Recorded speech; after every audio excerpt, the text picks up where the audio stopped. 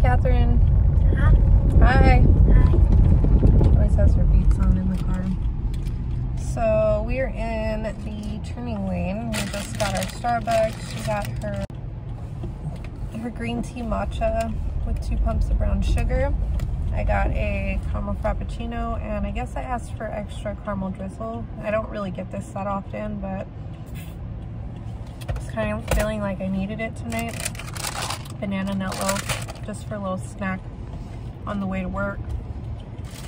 There is a lot of traffic today, so it is gonna be, I don't know why it keeps doing that, but it's gonna be an adventure getting to work today. So anyway, I'm gonna vlog a little bit tonight because I only have tonight and then tomorrow night, and I only worked one day last week.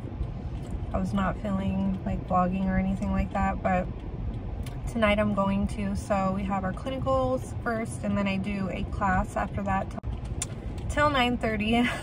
My phone keeps shutting off, but yeah, anyway. So yeah, we're on my way to my mom's house right now to take Catherine. She's gonna have a girls' day with her tomorrow, and I don't work tomorrow, but I'm not coming down the hill 3 days in a row, so because there's been crazy traffic. But anyway, we're about to get on the freeway, so stay tuned.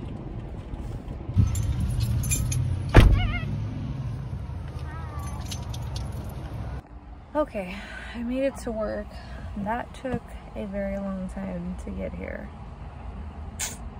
Anyway, well, we're gonna see how this goes today because I'm not sure if we're gonna continue to make the trek as far as I drive, because I come from Victorville to Orange, California, and during traffic time it's about 2 hours, but this is more like an experimental thing for my job, because I started off, like I said, doing like online, and so that worked really well because it was all, you know, online. We did it through Zoom and it was no big deal. But now it's taking me 2 hours one way to get to work, and yeah, so I kind of had a feeling this was going to be happening, but just between how far I have to drive and how much the gas costs now, and between how much I make an hour and all of that, it may not work out anymore. But anyway, I love my job, but it's just not working out the way that I had originally anticipated. So anyway, this will probably be my last phlebotomy teaching job at this current position. I'm going to be looking for one in the next month or two. We'll see what happens. Maybe just a regular phlebotomy job. I haven't really decided yet. I love teaching, but just driving this far isn't gonna work. I love the school, I love the people here, but just with everything, it just doesn't make out. So anyway, I will keep you guys updated throughout the day. I'm just gonna be with my students and doing our things. So I will see you guys in there.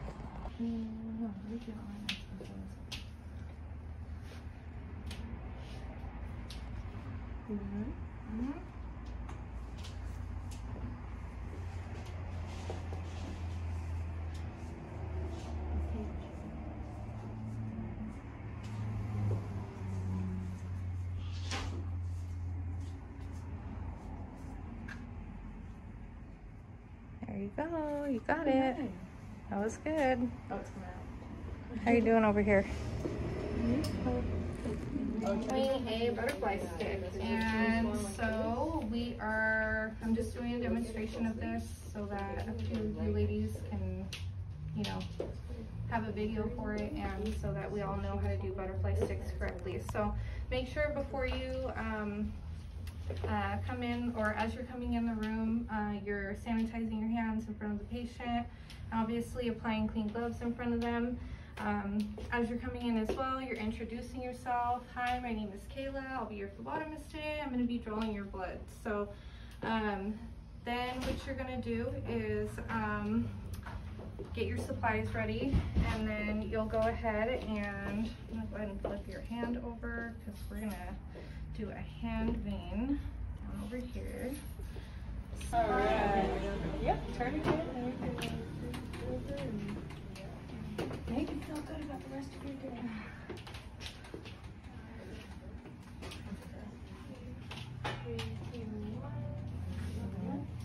You're doing good. There we go. Good job. Just, Thank you. there you go. Keep pulling. Pull tight on the other one. Keep pulling. You're good. You're good. There you go. And don't push down until you pull that needle out, okay? Just because, like, it's weird. There you go. Activate your safety. They get charged by the weight when they dispose. Make sure you toss that into the sharps right away. Yep, you're good to go. Good job. So, like, for example, like gauze.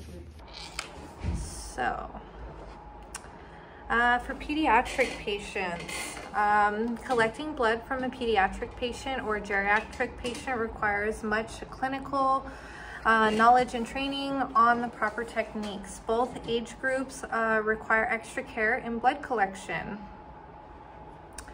There are different types that relate to anatomy and physiology in children for pediatric patients, and develop competence in relating psychologically with children of various ages and developmental stages.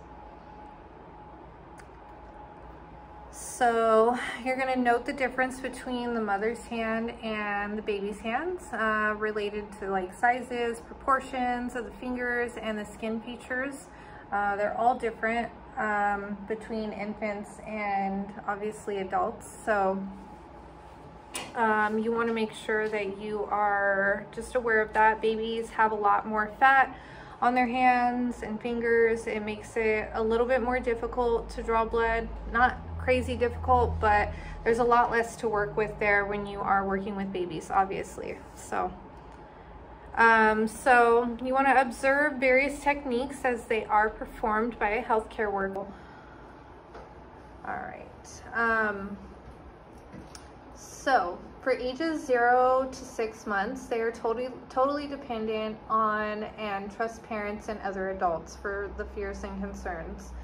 The communication, you're going to introduce yourself to a caregiver and you're going to explain the procedures to them.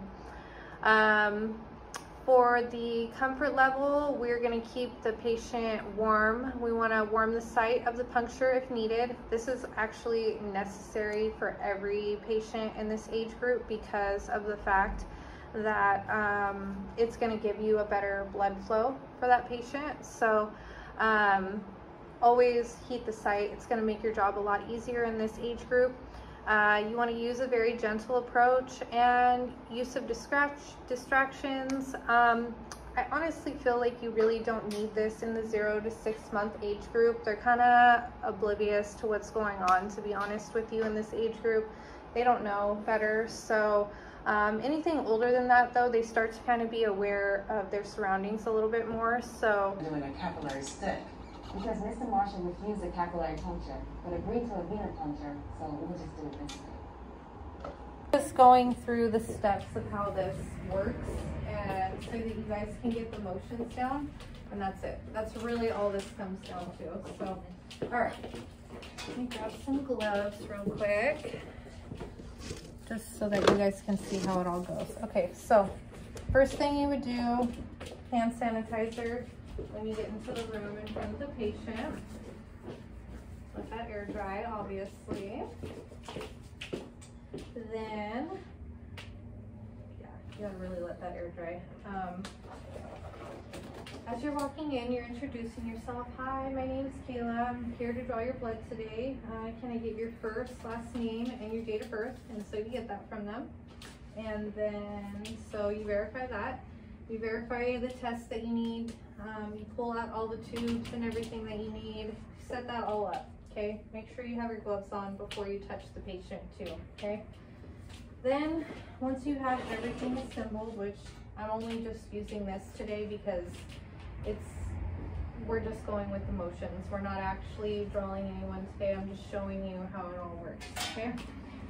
So once you get all of that set up, we're gonna tie the tourniquet and we're gonna palpate for veins. So today I really want you guys to feel and palpate for veins so that you can get a feel and an idea of how a vein should actually feel when you are drawing blood, okay? So Then you'll feel for the vein. So we found the vein. Then what you're gonna do, make sure you have everything assembled, get all of this together. Then you'll clean your site, concentric motion, start in the middle, work your way outward. Let that air dry. Then you'll retie this.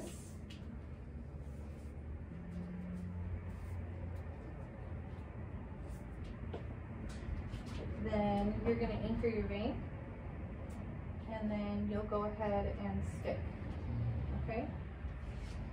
And then you're going to pull that tube, tourniquet,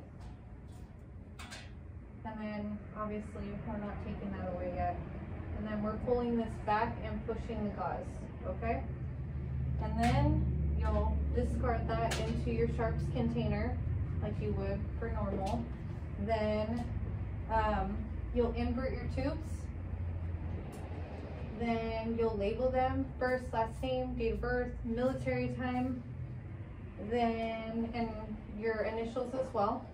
And then what you'll do after that is you'll check their area to make sure that they're not bleeding anymore. Then you tape it, and then you tell them to have a nice day. And that's it. So today, that's what I kind of want you guys to do, is just kind of go through the steps, really palpating for veins today, and like getting an idea of what it feels like. What you should be feeling for is like a, it's a water balloon. Oh boy, it is humid down here. Anyway, just finished on my way home.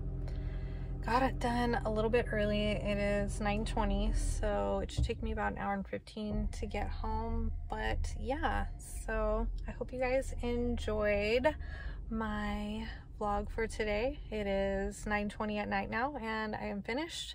So thank you for joining me, and like and subscribe.